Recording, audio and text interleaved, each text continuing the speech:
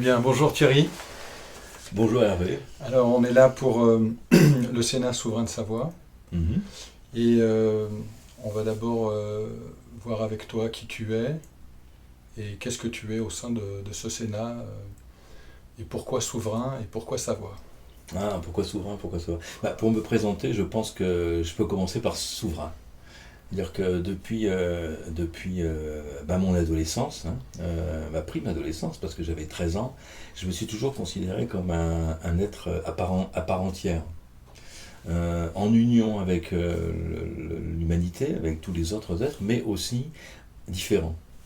Et avec cette recherche d'indépendance, d'autonomie et de liberté. Donc ça a toujours été ma note, ma note qui a en fait été à l'arrière-plan de ma vie. En fait. Donc ce qui fait que je me suis toujours de fait conduit avec cette note de souveraineté.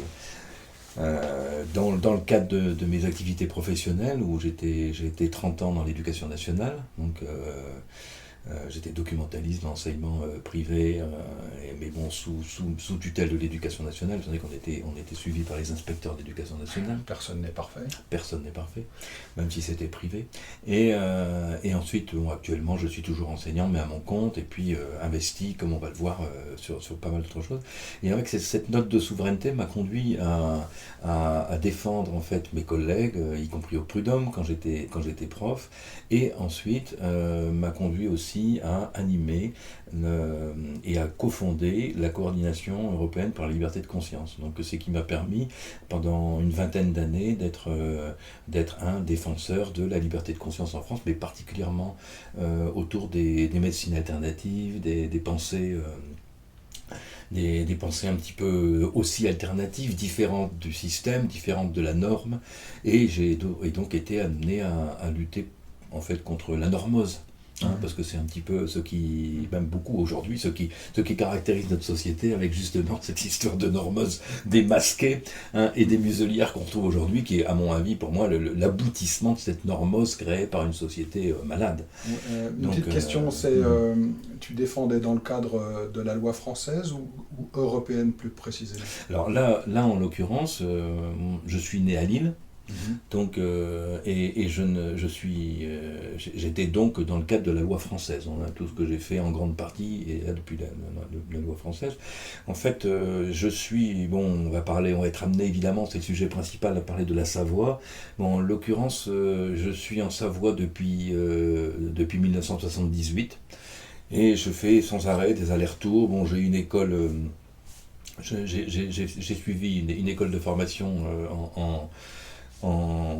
sur Genève, donc depuis 1978, et donc là il se trouve que j'étais très souvent sur Genève et dans la région, avec les vacances scolaires qu'on avait en tant que prof, c'est vrai que j'y étais souvent, et en fait là j'habite la Savoie depuis une bonne dizaine d'années. D'accord, mais là, alors maintenant, Genève, c'est plus la France, c'était quoi cette formation? alors, la formation que j'avais, c'était une formation d'ordre spirituel. Donc c'était personnel. C'était une école, c'était une formation personnelle, demi-psychologie, et en tournant autour du gnosticisme, la théosophie, etc. D'accord, donc ça c'était personnel. C'était une formation personnelle. Bon, après j'ai fait des formations dans le cadre de mon métier. Et qui donc t'a fait découvrir la région? Alors la région, ça a toujours été mon rêve d'habiter en Savoie. Et donc j'étais en quelque sorte un Savoyard par adoption. La Savoie, ça a toujours été pour moi le pays mythique où mon rêve était d'y habiter. Là, quand ça fait 10 ans, ça fait maintenant 10 ans que j'y suis, j'ai commencé par la région d'Annecy, j'habite à côté d'Annemasse, et en fait, c'était un plaisir de sortir, ne serait-ce que prendre la voiture, avec devant, je voyais devant le pare-brise, je voyais défiler des tableaux de merveilles devant mes yeux tout en conduisant, et j'avais les larmes aux yeux tellement j'étais content d'être enfin arrivé à accomplir un de mes rêves. Donc non, la Savoie, c'était quelque chose de très fort. D'accord, donc maintenant le Sénat souverain de Savoie, comment tu l'as rencontré? Le Sénat souverain de Savoie, c'est très facile.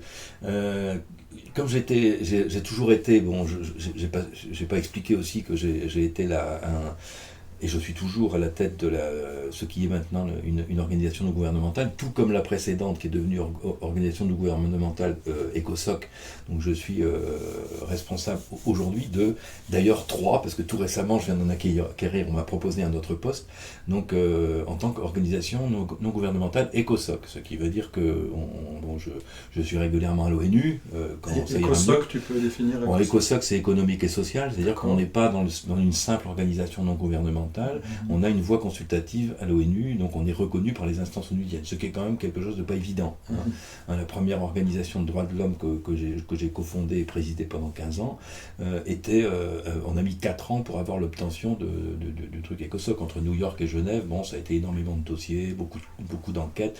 Les gens ne se rendent pas compte de ce que c'est quand même pour avoir le label ECOSOC. Et là, il y en a une autre, donc le Cercle international de la bannière de la paix, qu'on retrouve d'ailleurs derrière, ce petit symbole avec le cercle rouge et les 3 points, qui veulent dire, en fait, le cercle rouge représente la culture, et les 3 points, c'est ce qui va nous relier au Sénat souverain de Savoie. Donc le cercle rouge, c'est la culture, et les trois points étant la spiritualité, l'art et la science. D'accord, mais tu sais que c'est très connoté dans le langage français, les 3 points. Oui, c'est vrai qu'on est face, alors c'est justement l'histoire de la culture, c'est-à-dire qu'on est face à un problème d'acculturation grave qui a été en fait cultivé par des gouvernements tels que la République, à dessein. À tort, certainement, mais à tort pour notre souveraineté, mais à dessein par rapport à des organismes républicains qui ont qu'un objectif, c'est de diminuer le niveau de culture des gens. Donc les 3 points, les 3 points se retrouvent partout depuis des milliers d'années dans le monde entier. Pourquoi est-ce que ces 3 points ont été pris par le dépositaire de ça, qui était un peintre russe, qui est Nicolas Yorik? Et Nicolas Yorik a dit au moment de la Première Guerre mondiale, vu la destruction. Il était à la fois peintre, juriste et puis archéologue. Et au niveau quand il y a eu le taux de destruction du patrimoine mondial avec la guerre, il a dit qu'il faut faire quelque chose pour protéger des bâtiments. C'était quelle année ça ? Comme ça. Alors ça, c'était dans les années 30. D'accord, donc c'est entre deux guerres. C'est entre deux guerres. Il n'avait encore pas tout vu, donc. Et il n'avait pas encore tout vu. Donc déjà ça a été déjà un symbole qui a été utilisé. Comme il était archéologue, il a vu que ce symbole, en fait, était partout sur la Terre. Ok, alors revenons au Sénat souverain de Savoie. Comment est-ce que tu les as rencontrés? Comment tu t'es intéressé à cette cause-là, puisque tu en avais déjà quelques-unes sous le coude? C'est ça.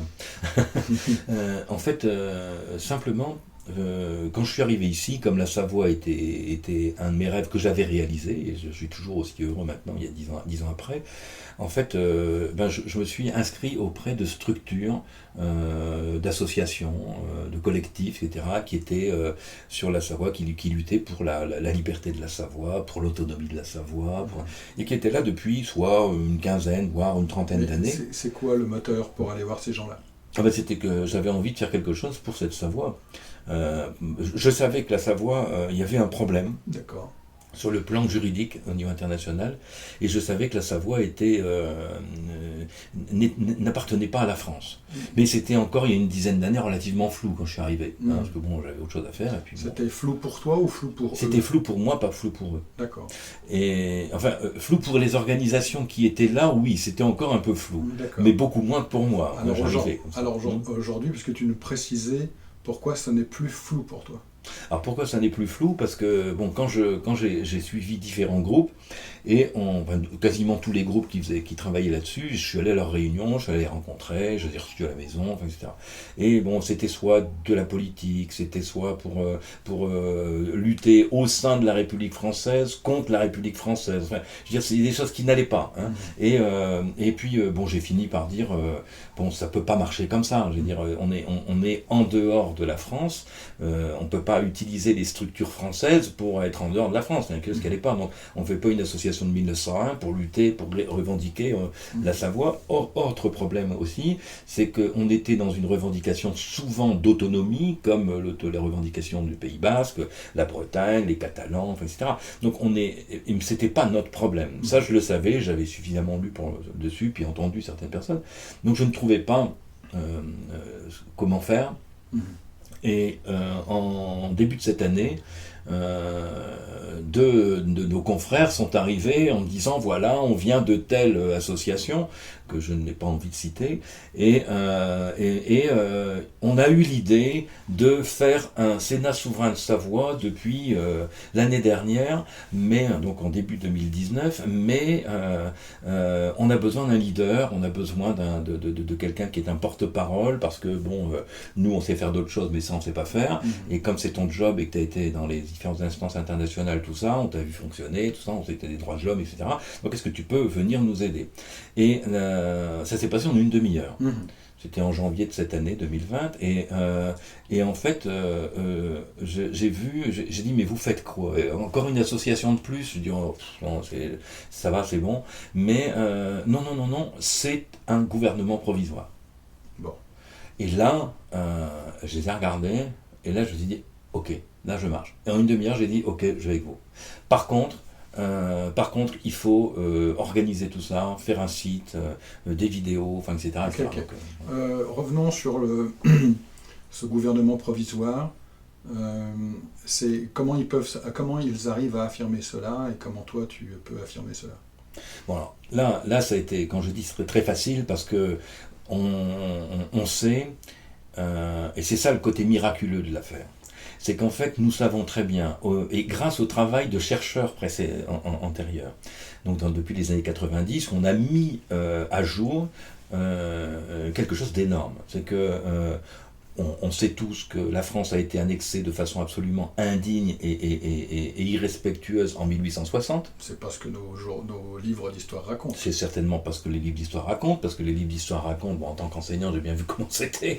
Hein, on gomme ce que fait tout pays colonisateur. Hein, il prend l'histoire du pays, il la brûle, c'est ce qui a été fait. Il y a eu l'autodafé des livres d'histoire de Savoie dans les années 1860-70. On a tout brûlé, l'histoire de Savoie, et on colle l'histoire du pays colonisateur, au point où, évidemment, les gens qui vont naître sur le pays, bon, ils vont naître en tant que Français, parce qu'on leur a dit qu'ils sont Français, donc on gomme leur histoire, et bon, ça je le savais. Et il se trouve qu'en 1940, l'entrée en guerre de l'Italie contre la France, donc dans le cadre de la Deuxième Guerre mondiale, a créé l'automatisme de stopper le traité d'annexion de 1860. C'est-à-dire qu'officiellement, en 1860, en 1940, pardon, le traité d'annexion de 1860 était abrogé. Abrogation du traité en 1840 par l'entrée en guerre d'Italie. Parce que bon, la Savoie avant était un duché qui appartenait à des ducs qui sont aujourd'hui des ducs italiens, mais qui n'étaient pas italiens à l'époque, parce que l'Italie a été officiellement Italie en 1861. C'est ça. D'ailleurs, d'où le cadeau qu'a fait Napoléon III de la Savoie au duc Victor Emmanuel II, qui a demandé justement l'intervention des soldats français pour pouvoir être contre les Prussiens et l'Autriche, pour garder et pour redevenir roi d'Italie. Donc, mais ça s'est fait un an après. Donc l'Italie n'existait pas. Souvent on pose la question, ah oui, mais la Savoie est italienne. Non, la Savoie n'était pas italienne, pour la bonne raison que l'Italie est arrivée après 1860. Donc avant 1860, la Savoie était la Savoie. Donc elle était sous la responsabilité de ducs, dont ce duc Victor Emmanuel II. Et pour revenir à 1940, le traité est abrogé. La guerre se passe, et officiellement, depuis 1940, la Savoie est redevenue autonome, totalement autonome. C'est-à-dire qu'on n'est pas du tout dans une démarche de revendication culturelle ou revendication d'une libération quelconque. On est simplement sur le fait d'un pays qui existe depuis plus de 800 ans. Donc ça vient pas de se faire. On n'est pas dans une dynamique de créer un pays et de vouloir se détacher d'eux. Pas du tout. On est dans une dynamique de vouloir simplement restaurer un pays qui existe depuis 800 ans et qui, sur le plan légal international, du droit international, et demande simplement le juste retour de ses droits. C'est tout. surtout aujourd'hui dans un pays, une république telle que la nôtre. Alors, évidemment, vient le fait que la République française, qui en plus, bon, comme on a pu le démontrer, on démontre largement dans nos documents, hein, sur le site, on mettra tout ça de toute façon à la fin de la vidéo, une République qui est devenue, bon, aujourd'hui, appelons-le comme ça, hein, je veux dire, il ne s'agit pas de la France, il s'agit de ceux qui sont honteusement là, qui ont usurpé la France, la direction de la France au sein de la République de la Ve République, et qui est devenue une dictature claire et nette. Je veux dire, aujourd'hui, bon, voilà, pas un chat, bon, on ne parle pas des muselières et tout le reste, mais bon, les muselières sur nos enfants aussi, enfin, sur la bouche de nos enfants, qui est absolument épouvantable, et on est en train, on aura certainement l'occasion de le dire, montrer un petit peu les actions que l'on fait. Ce que je veux dire pour terminer avec la Savoie, c'est que la Savoie est donc un pays. Nous demandons la restauration du pays. Or, il se trouve que depuis 1940, la Savoie est redevenue libre, et évidemment, personne ne l'a dit, surtout pas la France, qui veut surtout pas perdre sa colonie, parce que, à savoir que la Savoie est le dernier pays à décoloniser de France. Oui, on est la dernière colonie. Donc on est toujours une colonie. Et quand on dit ça à des Savoyens, hein, pour éviter de dire savoisien, savoyard, etc., tout ce billy-mélo qui ne veut pas dire grand-chose. Donc, quand on dit ça des Savoyens, ils disent « Mais c'est quoi ce truc ? On ne veut pas être autonomiste, nous, on est français. » En fait, non, ils ne sont pas français, mais ils ne le savent pas. Ils sont savoyens, ils ne le savent pas. En 1947, à la fin de la guerre, devaient se signer tous les pays qui entraient à l'ONU, la France faisant partie du Conseil de sécurité, donc elle avait d'autant plus l'obligation de le faire. Tous les pays qui rentraient à l'ONU devaient décoloniser, évidemment. Oui. C'était obligatoire. Et ils ne pouvaient pas entrer à l'ONU s'ils étaient encore pays des colonisateurs. Ça semble évident. Donc la France devait décoloniser. Mais la République française, je veux bien distinguer la France, les Français, qui sont tous en fait aujourd'hui esclaves de cette République. Autant français que savoisiens, c'est la même chose. Donc le combat est semblable. Le combat de la Savoie, c'est le combat des Français. Je veux dire, bon, moi, je suis né français, et je suis savoisien et savoyen aujourd'hui, avec ma carte d'identité, etc. J'ai fait ce choix d'être savoyen, j'ai pris cette nationalité-là, mais je reste natif français. Donc il n'y a aucune raison d'être contre la France. On n'est pas contre la France, on est contre, en fait, cette République. D'accord. L'Algérie a été décolonisée, et c'était le pays qui avait été colonisé juste avant la Savoie. Oui, en 1830. En 1830, et la Savoie a été colonisée en 1860. Alors, la colonisation de l'Algérie était en fait une départementalisation. Donc on comprend que l'Algérie ne portait pas le nom d'Algérie d'ailleurs. C'était un territoire qui a été volé par la France, comme beaucoup. Hein. On parle d'Indochine, on parle de tas de pays africains. Enfin, je veux dire, bon là d'ailleurs, je me retrouve depuis cette année aussi à la tête du Lyon Damian Club, qui est une organisation internationale aussi ECOSOC, qui a été fondée en Amérique du Sud et au Centrafrique, qui a des ramifications maintenant au niveau européen, dont j'ai pris la responsabilité aussi, là, il y a 3 mois, donc c'est tout récent. Donc on est au lien aussi avec les pays, et ça c'est très intéressant pour nous. Si je l'ai prise, c'est parce que, évidemment, il y avait des liens entiers avec la Savoie, parce que là, on parle de pays colonisés par la France, africains, colonisés par la France et la Belgique, hein, on est en lien aussi avec le Parlement de bruxellois, donc on se retrouve toujours dans les mêmes problèmes de cette République française qui n'en finit pas d'abîmer tout ce qu'elle touche, de salir et de noircir tout ce qu'elle touche.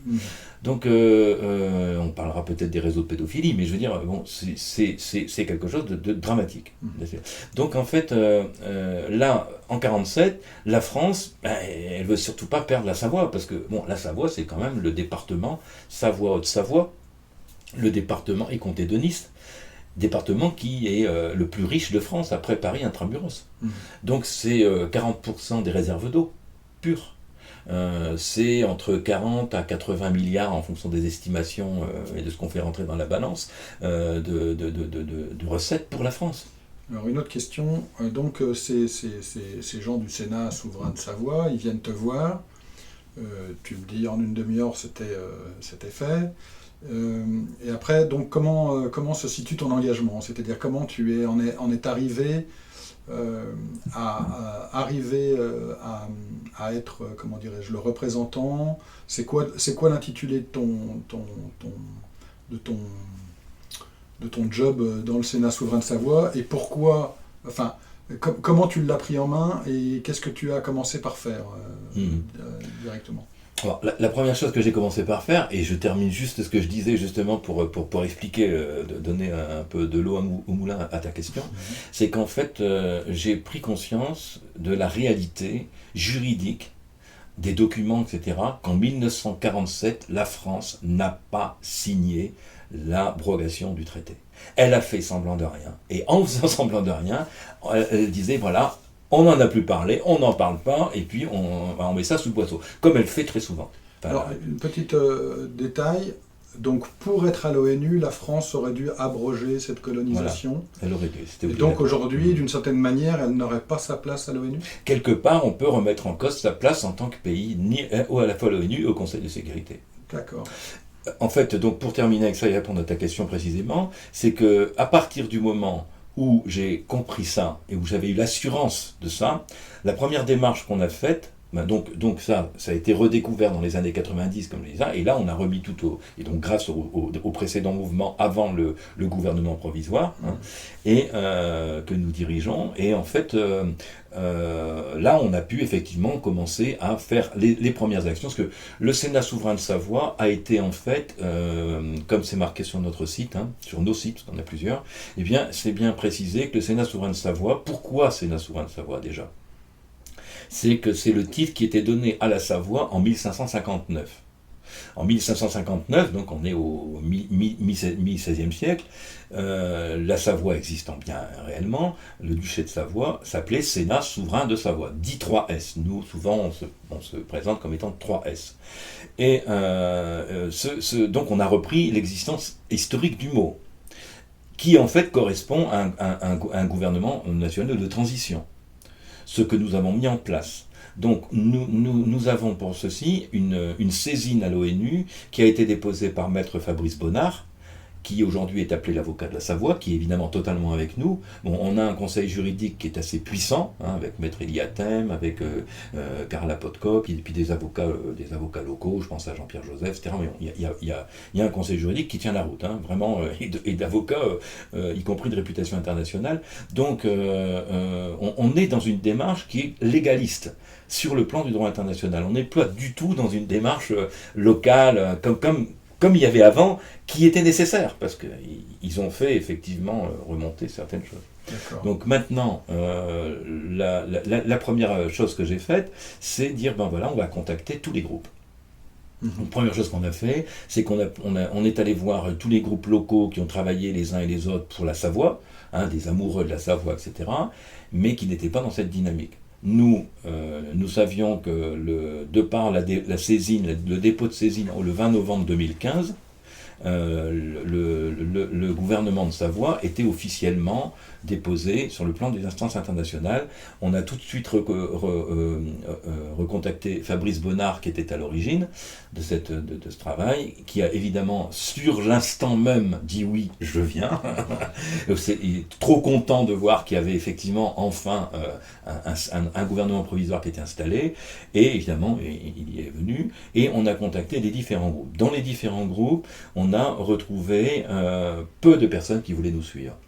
Pourquoi ? Parce que chacun, comme d'habitude, a toujours travaillé un peu calife à la place du calife, c'est moi le premier, c'est moi le chef, c'est moi ceci, c'est moi ça. Donc les querelles de personnalité ici comme ailleurs, on s'est retrouvées partout. Donc nous, on a eu une personne qui était aussi écœurée de tout ça, qui s'appelait Serge Rousseau. Et Serge Rousseau, donc, qui a à son actif plus de 25 ans, voire plus, 27 ans, je pense, de recherche sur la Savoie, qui est aussi un amoureux extraordinaire de la Savoie, et qui est un spécialiste maintenant de l'histoire juridique de la Savoie, donc a accepté de venir avec nous. Donc, à partir de là, on a trouvé différentes personnes, on a monté avec un conseil juridique et Serge Rousseau, etc. On a monté avec Pascal Valin aussi, qui est aussi quelqu'un qui est à l'origine, on pourrait citer les noms, mais de toute façon tous ces noms vous les retrouverez de toute façon sur le site. Et on a monté un Sénat souverain, donc un gouvernement provisoire. la spécificité de ce gouvernement provisoire, encore une fois, c'est-à-dire que les gens nous disent, mais combien vous avez d'adhérents? Par exemple, quand la presse vient nous interroger, on dit, mais vous avez combien d'adhérents? On dit, attendez, demandez à la France combien il y a d'adhérents, elle va vous dire 67 millions d'habitants. Donc nous, on a 1 300 000 habitants. C'est-à-dire qu'un gouvernement provisoire, c'est pour tout le monde. Alors, qu'ils soient d'accord, pas d'accord, de gauche, de droite, féministe, pas féministe, spirituel, pas spirituel, athée, on s'en fout. Il y a 1 300 000 personnes en Savoie, point. Et puis, on prend tout le monde, parce qu'on ne peut pas se permettre de dire, voilà, on vous prend parce que vous êtes ceci, on ne vous prend pas. Non, c'est pas une dictature, là. C'est un gouvernement, au contraire, on va le montrer que c'est un gouvernement qui est un gouvernement de cœur. Et donc, tout le monde est bienvenu, évidemment. En 2015, ils ont fait ce qu'on appelle une saisine, ce qui consiste à quoi, en gros? Là, le dépôt de saisine à l'ONU est une reconnaissance d'un État, une reconnaissance d'une demande d'État, une saisine que tous les citoyens savoie peuvent avoir, comme n'importe qui, d'ailleurs, le monde entier. Donc, c'est public. Et cette saisine, en fait, indique, de par tous les circonvolutions de la loi du droit international.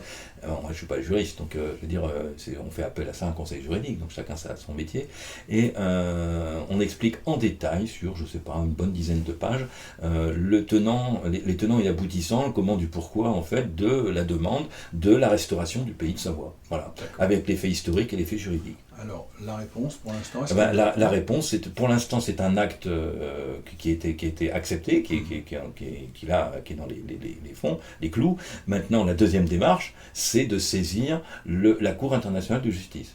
D'accord. Alors, par le biais des instances, et plus que ça. Enfin bon, je veux dire, globalement, on dira que c'est ça. Pour justement lancer la procédure. Or, en 2015, quand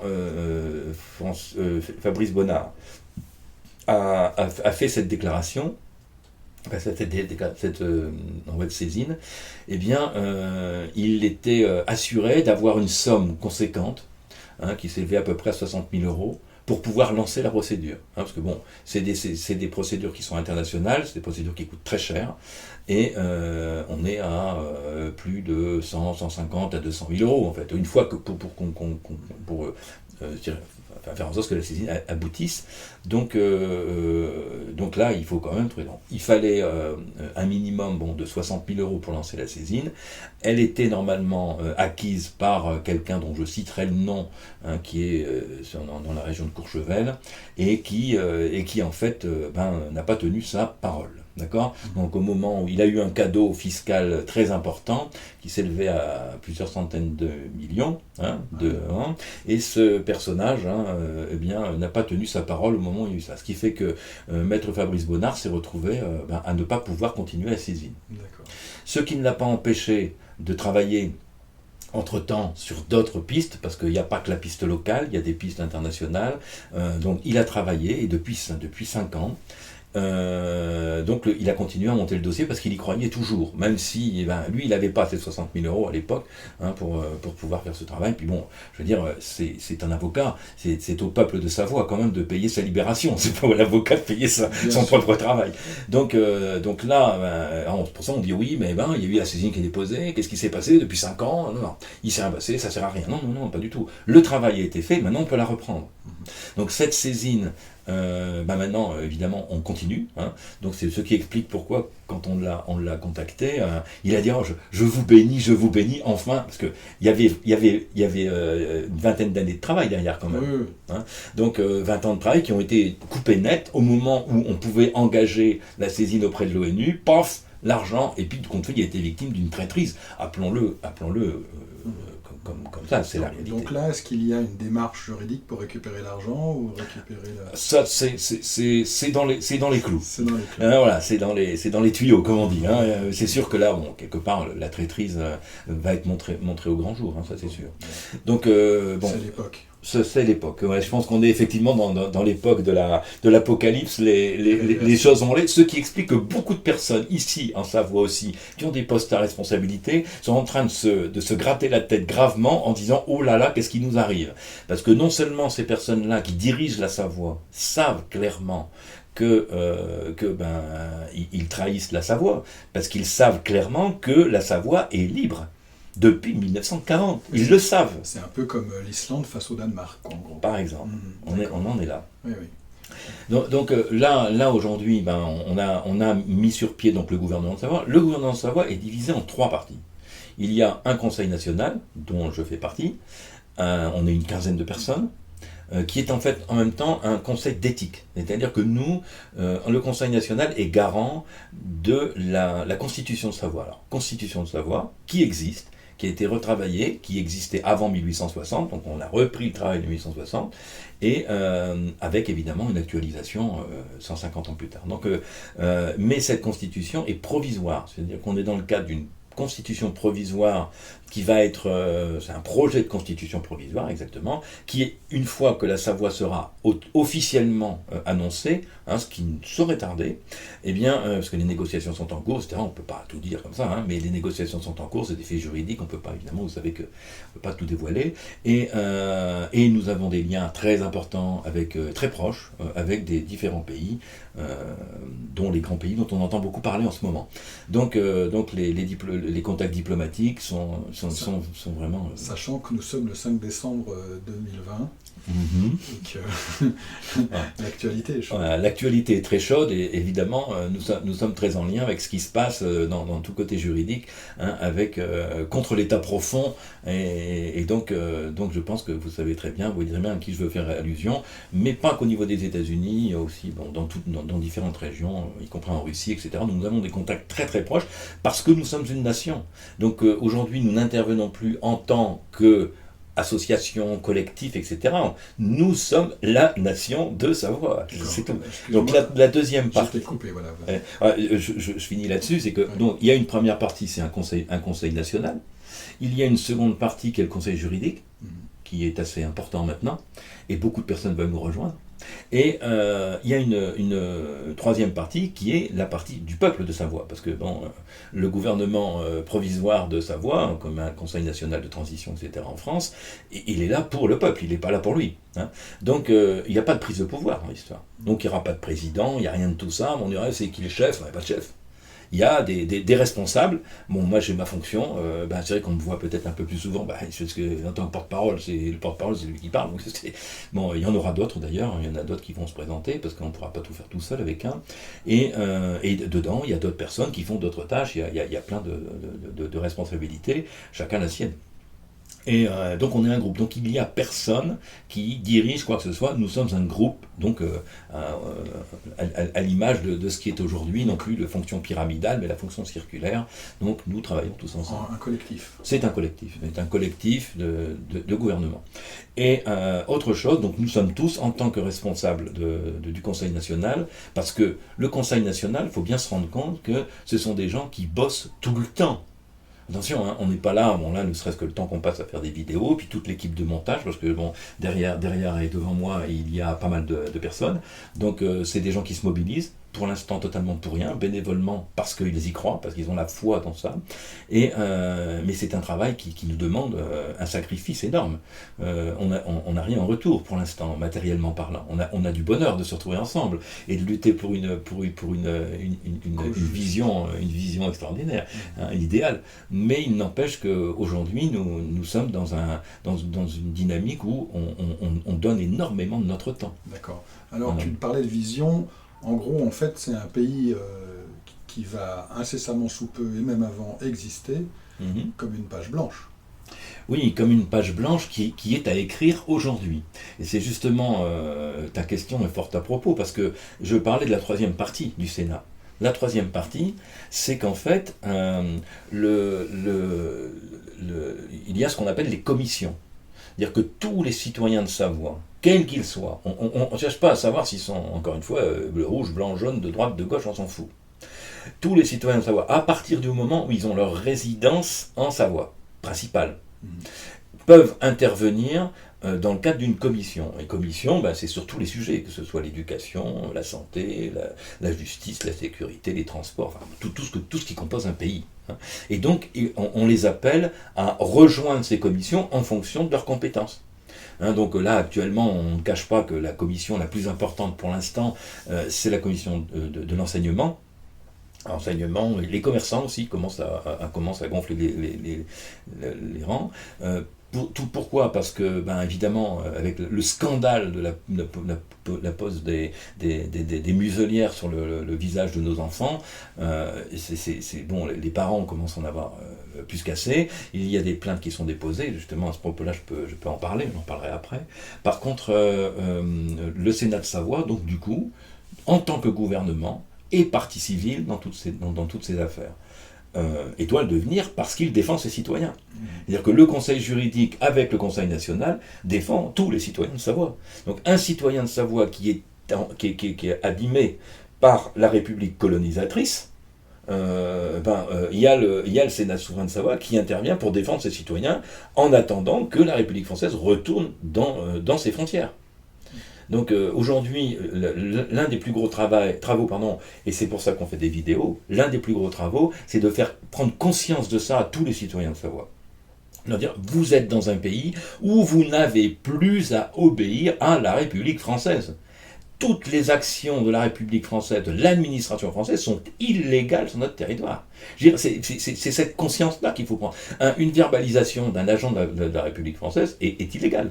Je veux dire, qu'est-ce qu'on penserait à Paris de voir des soldats, des policiers allemands ou italiens ou espagnols ou anglais venir verbaliser un Parisien? Un Parisien dirait, attendez, vous êtes un policier français. Non, c'est exactement la même chose. On est dans la même situation, mais on ne le sait pas. Donc aujourd'hui, il faut faire cette communication, ce qui fait que toutes les actions, que ce soit les impôts, que ce soit les verbalisations, que ce soit tout ce qui est fait, actuellement nous avons des personnes qui subissent le kidnapping, parce que c'est pas, le mot n'est pas trop fort, de leurs enfants par les ASE, les DAS, etc., au nom de la République française. Mais c'est absolument interdit sur le plan du droit international. Donc, il faut le faire valoir. Nous, en tant que gouvernement, c'est notre travail. C'est dire, attendez, là, on s'affronte directement aux instances internationales, aux instances, françaises sur le droit international. Je peux prendre un exemple. On revient sur l'histoire des masques. Nous avons, depuis le mois de septembre, en tant que gouvernement de Savoie, donné des injonctions et des communiqués de presse, y compris internationaux, et adressés à l'Élysée, parce qu'en tant que gouvernement, c'est gouvernement Élysée, gouvernement de Savoie. Hein. Donc on parle de gouvernement, on est dans l'action diplomatique, on n'a pas à revendiquer. Moi, quand il y a les policiers qui viennent nous voir, bon, j'ai pas ma carte ici, mais on a une carte de chargé de relations diplomatiques. Donc on est dans le cadre international. Donc si un policier vient me verbaliser ou me dire quoi que ce soit, je n'ai rien à lui dire. Je lui dis, vous n'avez rien à faire sur le sol de Savoie, vous n'êtes pas légitime. Alors évidemment, ça leur fait drôle d'entendre ça. Ils disent, attendez, c'est quoi, moi, monsieur, la République, on est encore en République, ben oui, mais en France, mais pas ici. Donc on leur dit, ici vous n'êtes pas en République, ici vous êtes dans le gouvernement de Savoie, au Sénat souverain de Savoie, et c'est pas la République française. Donc vous êtes dans l'illégalité. Donc ils font un petit peu les gros bras, ils commencent à dire, bon écoutez, monsieur, et ils font le même truc, et on leur dit, mais écoutez, vous avez tout intérêt à téléphoner au procureur de la République, et à l'Élysée, parce que vous êtes en train de vous mettre dans votre tort, et vous êtes en train de créer un problème diplomatique. Et là, ils téléphonent au préfet, parce qu'il commence à se dire, bon sang, le monsieur, il a l'air de savoir ce qu'il dit. Il téléphone au préfet, et la réaction du préfet, c'est de dire, surtout, lâchez, ne faites pas de vide, mettez-le dehors. Pas de vague, pas de médias, pas de voilà, procès. Pas de vague, pas de médias, pas de procès. Hein. Donc là, tout ce qu'on nous a donné, à moi comme à d'autres ici, on attend toujours les procès. D'accord. Bon, quand j'ai des radars, je renvoie les radars en disant, attendez, ici c'est le territoire de Savoie, vous n'avez certainement pas... c'est l'Allemagne qui va verbaliser les policiers français en Allemagne. Je veux dire, c'est les citoyens français. Un citoyen français sur le territoire de Savoie et un citoyen savoisien sur le territoire de Savoie, c'est quoi la différence ? Bien, en fait, quand vous allez dans un autre pays, beaucoup de Français à la retraite maintenant, je prends un exemple pour expliquer un peu comment ça marche. Un citoyen français, souvent à la retraite, beaucoup vont au Portugal, parce qu'il y a une situation attractive, parce que le Portugal c'est relativement cool, un peu plus cool quand même que ce qui se passe en France aujourd'hui, mais ça va le revenir. Mais quoi qu'il en soit, maintenant, c'est bon. Je voyais encore ce matin, ma femme me faisait montrer qu'un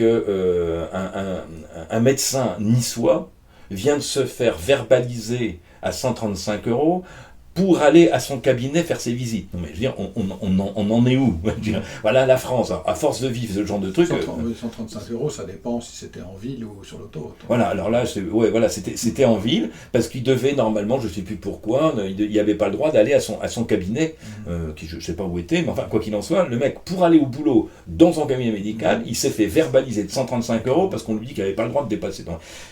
C'est une situation plus qu'ubuesque, on en arrive à ça. Bon, quand en plus la police se prête à ce genre d'action, ça devient quelque chose d'absolument lamentable. Alors, revenons à notre citoyen. Donc, notre citoyen niçois là. Citoyen niçois donc en a marre. Donc qu'est-ce qu'il fait? Il va au Portugal. Au Portugal, il y a des avantages financiers, etc. Il est très bien comme ça, mais il reste français. Alors là, tu me parles de nos retraités. Ouais. Mais maintenant, moi, je te parle de citoyens sur le territoire de Savoie. Prenons le cas de ton médecin. Quel recours il a en tant que citoyen français et quel recours il a en tant que citoyen savoisien? En tant que citoyen français, son recours c'est la loi française. Il n'y a pas vraiment le choix. Donc il est clair que là, il est obligé d'avoir les recours que la République française lui donne. Payer l'amende. Voilà. Ou payer l'amende. Maintenant, il peut avoir les recours que lui donne, moi c'est ce que j'ai fait pendant plus de 15 ans avec mon association de droits de l'homme, c'est-à-dire qu'on allait épuiser les ressources juridiques jusqu'en cassation pour pouvoir, après la cassation, aller sur le plan du droit international. Bon, là, ça veut dire engager beaucoup d'argent. Et effectivement, les personnes, quand on a ça, bon, c'est sûr que c'est un droit pour tout le monde, mais celui qui n'a pas l'argent, il s'arrête, il paye l'amende, hein, d'accord? C'est le but. Hein. Donc, après... nous, en Savoie, c'est totalement différent. Parce que, effectivement, ce médecin, et nous en l'occurrence, on n'est plus du tout dans la même dynamique. C'est-à-dire que là, on attaque la France. On n'est plus dans la défense. Attendez, on dresse défense, pas comme ça. Non, on est dans la procédure d'attaque. Donc là, le médecin en question, il a une carte d'identité savoisienne. Il peut prendre sa carte d'identité savoisienne, et puis, mais même sans, mais de toute façon, s'il se revendique de Savoie, de toute façon, s'il habite en Savoie, il est savoisien. Donc, à partir de là, on lui, l'État de Savoie, donc avec le conseil juridique, intervient pour défendre le citoyen sur son sol. Alors, justement, l'exemple que je voulais vous donner tout à l'heure avec les élèves. On a des parents en ont marre, évidemment, de plus en plus, et ont intenté tout seuls, au nom de la loi française, ils ont intenté en fait des procès contre les directeurs d'établissements scolaires qui obligeaient leurs enfants à mettre des masques, voire à les sanctionner parce que le masque était en dessous du nez, etc. Nous, ils nous disent, oui, mais on a fait ça et on a perdu. C'est-à-dire qu'ils ont, face à la République française, perdu en intentant un procès auprès du directeur. Mais c'est normal. Parce qu'ils travaillent avec la loi française, en Savoie, contre la loi française. La loi française, elle s'autodéfend. C'est comme tous les magistrats. Les magistrats, jamais aucun des magistrats n'est condamné. Hein. Jamais. Hein. Jamais. Tout le monde fait bloc. Voilà, tout le monde fait bloc. Donc là, évidemment. Mais nous, on leur a dit, attendez, on va tout recommencer depuis le départ. On va vous montrer comment ça marche. C'est-à-dire qu'on reprend, d'ailleurs j'ai fait la première, j'ai lancé l'affaire avec mon dernier enfant qui a 11 ans, qui vient de rentrer en collège. Et évidemment, obligation sur Aix-les-Bains, là, obligation de mettre les masques. C'est vrai qu'il y a eu déjà plusieurs sanctions parce qu'il baissait le masque en dessous du nez. Enfin, je veux dire, c'est absolument lamentable. Et pour moi, je le dis clairement, ces enseignants, j'ai été 30 ans prof et je le suis encore à mon compte, donc je connais le métier, ces enseignants sont des collabos du système. Non seulement collabos d'une République française qui est totalement illégitime en Savoie, et ils le savent, d'ailleurs on leur a bien dit, ils ont tous les documents. Je pense qu'un prof, il y a un minimum de conscience intellectuelle pour au moins aller faire ses recherches et de se dire, il y a un problème. Donc il y a une collaboration. Et la deuxième chose, c'est que ils sont eux-mêmes responsables de leurs actes. C'est-à-dire qu'on leur a dit, depuis le mois de septembre, on leur a fait des communiqués, nous refusons en Savoie l'obligation de mettre des masques, l'obligation vaccinale, l'obligation des tests, etc. On refuse tout ça, il n'y a pas d'obligation. C'est-à-dire que la personne qui veut se faire vacciner, qui veut se faire tester, elle est libre de le faire. Hein, comme fumer ou pas fumer, on peut interdire à les gens de fumer, sinon ils fument. Donc c'est la liberté des gens. On leur a dit, on leur a expliqué, on leur a dit attention, y compris aux instances. Hein, on a contacté plus de 600 établissements en Savoie. Ah oui, quand même.